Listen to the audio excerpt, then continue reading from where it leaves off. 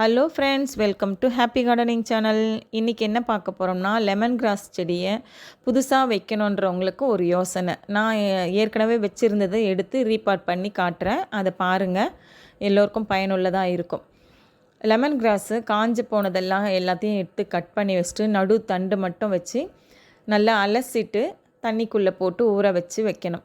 அடுத்த நாள் திரும்பியும் தண்ணி மாற்றிட்டு திரும்ப வைக்கணும். எனக்கு 2 நாள் தாங்க பிடிச்சது. அழகாக வேர் விட்டு வளர்ந்துருச்சு. அதை வேறு ஒரு தொட்டியில் புதுசாக மண் கலவையை ரெடி பண்ணி அதில் வச்ச பிறகு பாருங்கள் நல்லா எப்படி வளர்ந்துருக்கு. 2 நாள் போதுங்க. நீங்கள் தண்ணிக்குள்ளே வச்சிங்கனாவே 2 நாள்லேயே வேர் விட்டுடும். எப்படி வளர்ந்துருக்கு பாருங்களேன். இது 1 மாதம் வளர்ச்சி உங்களுக்காக வீடியோ எடுத்திருக்கேன். ஓகே ஃப்ரெண்ட்ஸ், இந்த லெமன் கிராஸை வச்சு டீ போட்டெல்லாம் குடிங்க. நல்ல உடம்பை பாதுகாத்துக்கு வச்சுக்கோங்க. தேங்க்யூ. இந்த மாதிரி தான் வளர்க்கணும். தேங்க்யூ.